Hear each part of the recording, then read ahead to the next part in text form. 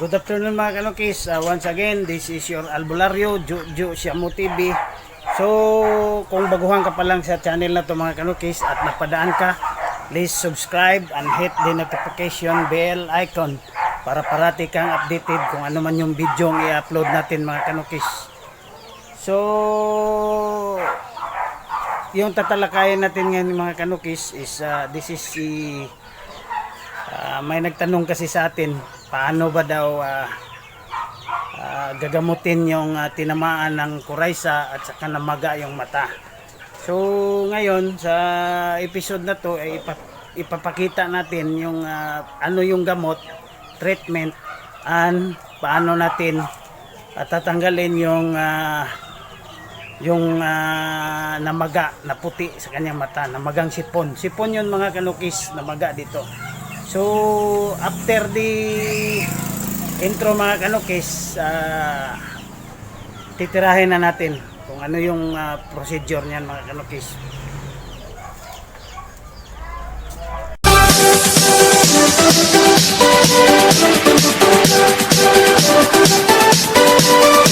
So mga kanukis, before tayo mag-proceed sa gamutan, tapos na tayong nag-intro, so gagamutin na natin. Shout out muna tayo mga kanukis. So sa mga babanggitin ko ngayon, shout out pala sa inyo dyan.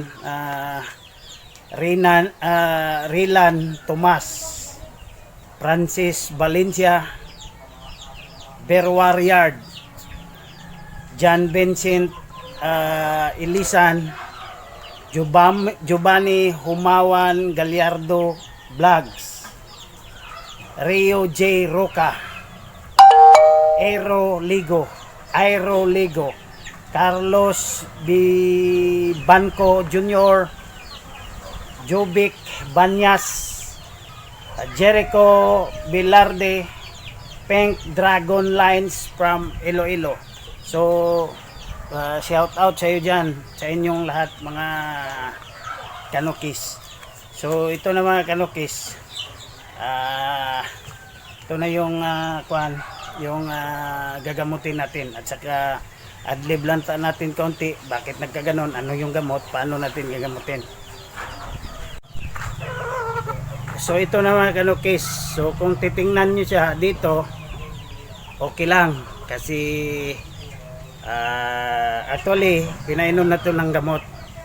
So itong breed na to mga kanukis, para may idea lang din kayo, hindi kasi puro oriental or mga Siamo lang, may heritage breed din ako. So kung titingnan natin yan, so yan yung tinatawag nating kuraysa, simpleng sipon, hindi nagapan, at saka aabot talaga sa ganito. So ang gamutan kasi nito mga kanukis is yung kailangan painumin natin sila ng antibiotic. So antibiotic, maaagapan pa natin kung hindi na lumala na tulad nito. So actually pinainom ko na to ng antibiotic. Actually pinahinog ko lang to para tanggalin. So kailangan nyo talagang tanggalin to mga kanukis dahil doon na madidevelop yung, pag hindi natin tinanggal to, kahit na maliit or malaki siya nandun sa loob, di talaga gagaling yan mga kanukis, babalik ng babalik yan. So ngayon kung wala tayong idea mga kanukis, magkakaroon yan ng antibiotic resistance. Ilan ng antibiotic, ilang rounds of antibiotic nang ginagamit natin, like for example Primoxil 7 days wala pa rin, Trisolac 7 days wala pa rin, Sulfar or whatever antibiotic available sa market wala pa rin. So dahil hindi natin nakuha to, so ano bang gagawin dito? So ang gagawin natin dito pinaka-simple.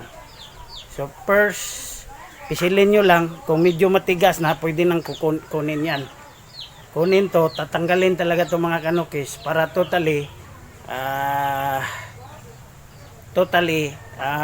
di na talaga babalik.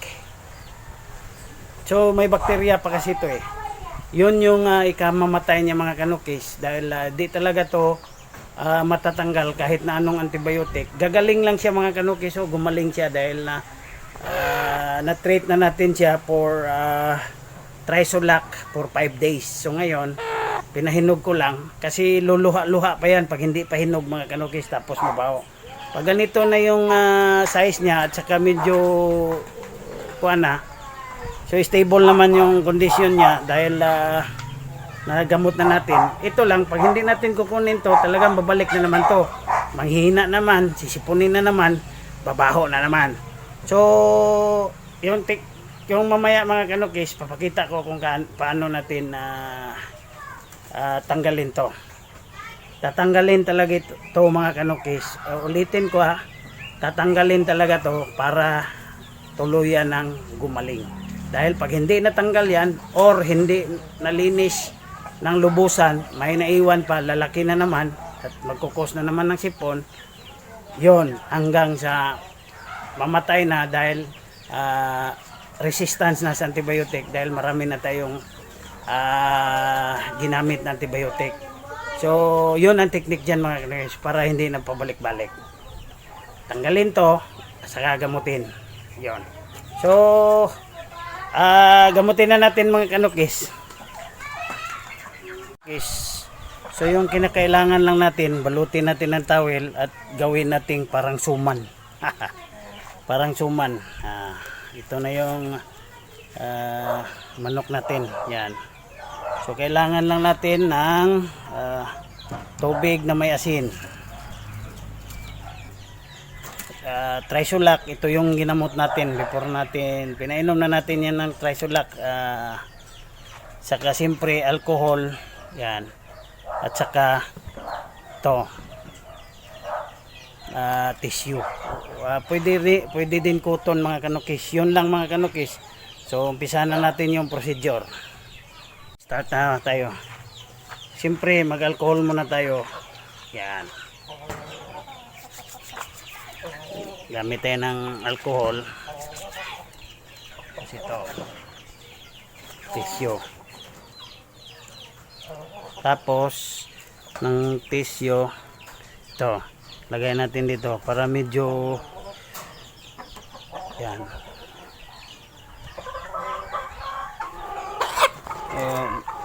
sakit kasi yan mga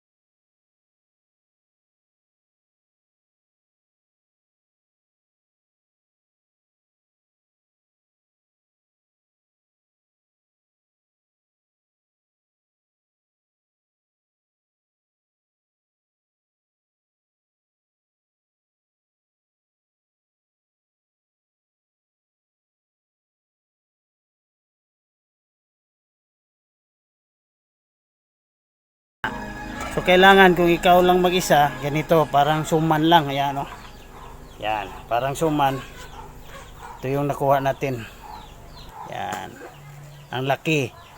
Kahit na may kaunti diyan mga kanukis, daw munggos, babalik pa rin yan.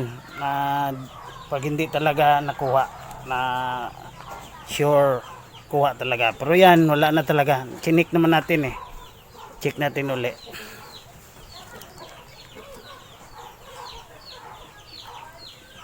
Ito, mayroon pang konti ito.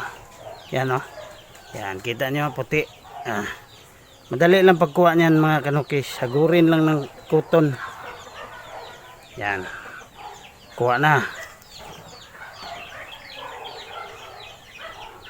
So ngayon, ano bang gamit nito? Ito yung trisulak natin. Ito yung ginamit natin sa kanya for 5 days kaya nag-survive siya. So ngayon, ganito lang mga kanukis. Yan. Lagay ka kaunti diyan sa may dito. Yan.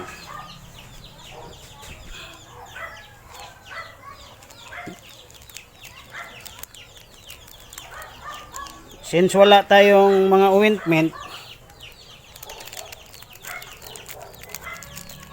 ito na lang gagawin natin. So, basa ka kaunti diyan. Yan. Tapos lagay mo dito. Pupula yan, pupula. Yan. So, pasok natin dito mga kanukis para patayin yung mga bakterya doon sa loob.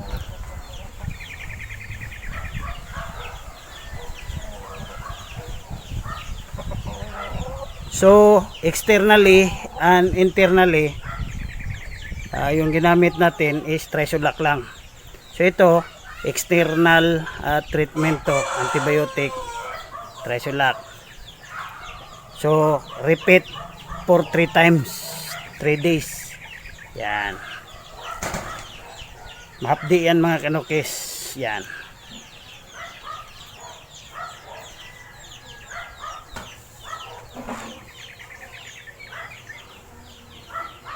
So mga kanukis, simple as that mga kanukis. Kasi pag hindi natin kinuha yan, mamamatay pa rin dahil babalik ng babalik and then hindi na siya tatablan ng antibiotic dahil may resistance na. Masyado nang mahina yung immune system niya. So di natatalab yung antibiotic kasi nag-resist na yung bakterya nang dahil dito. Yan. Ba? Okay. So ito naman yung manok natin. Yan. So ito yung bagong opera niya. So hindi ko promote yung yung ginamot natin dito mga kanukis. Based on my experience, sa dami-dami ko nang na-experience yung gamot. Magaling naman lahat, pero may specialty talaga lahat ng gamot mga kanukis. Pag ganitong mga mga kanukis, yung tinatawag nating Coryza, maganda ang trisulak powder or tabletas mga kanukis. Kita nyo man oh, wala na talagang sipon yan, pero before natin inoperahan, wala nang sipon. Karamihan kasi sa ganito mga kanukis, pag tinamaan ng ganito, mapayat, mabaho. Ito wala sipunin. Ito wala na. Ito lang talaga yung kinuha natin.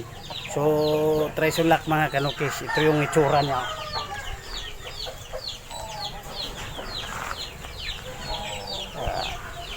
Kasi yung trisulak mga kanukis, double dose to.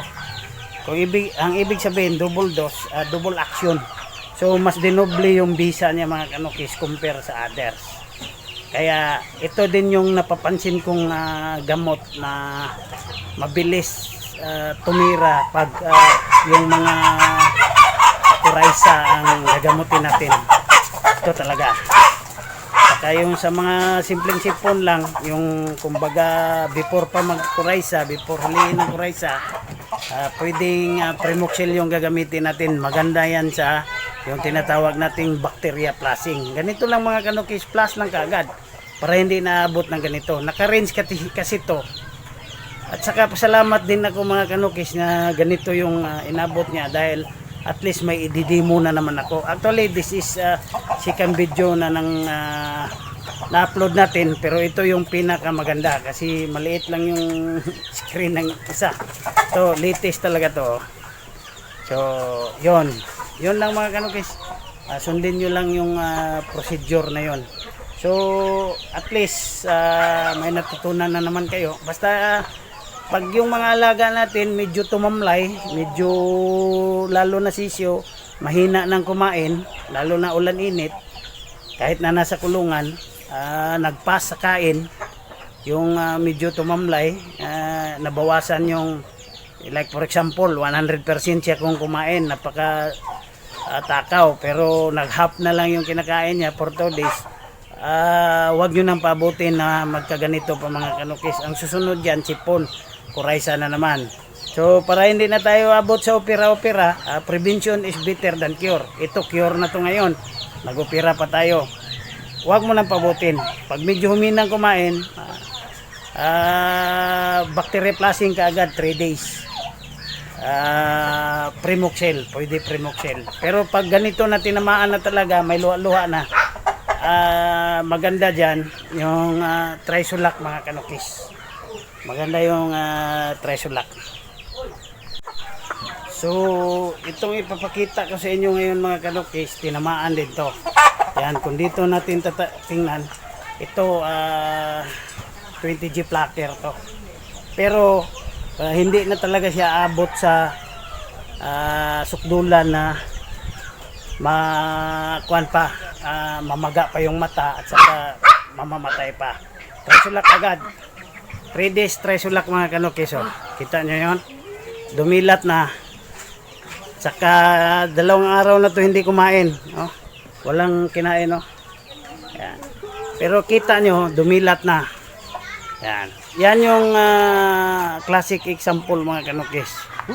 So, pag ipasagda natin to, pag pinabayaan natin to, yung inoperahan natin na Rhode Island Red, yung kuan niya, yung sasapitin niya, ganun.